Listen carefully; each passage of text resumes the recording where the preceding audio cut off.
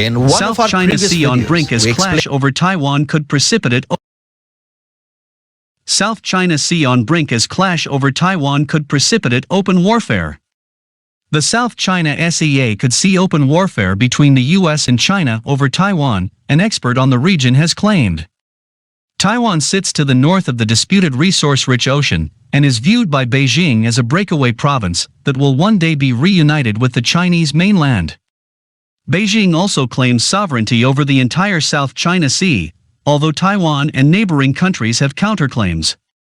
In recent months, the self-governing island nation, which has its own democratically elected government, said record numbers of Chinese military aircraft had flown into its air defense identification zone. Taiwan's own military was recently boosted after U.S. President Joe Biden approved a $750 million, £541 million, arms deal for the country, his administration's first backing for a weapons deal for Taipei since he took office.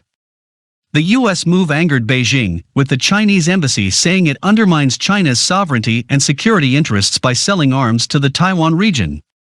According to Dr. Jonathan Sullivan, a China specialist and political scientist at the University of Nottingham, any Chinese-US conflict over Taiwan would result in significant and long-lasting disruption on a global scale. He told Express.co.uk, it would reconfigure international relations, lead to an ugly occupation of Taiwan and make China a pariah state. Depending on the circumstances that led to a hypothetical invasion, it would probably lead to militarized conflict involving the world's two superpowers. The underlying danger that a clash over Taiwan could precipitate open warfare between the US and China is always there, and so this question always provokes interest. The recent US arms deal to Taiwan is to include 40 self-propelled howitzer units, as well as 1,700 kits to develop GPS-enabled missiles.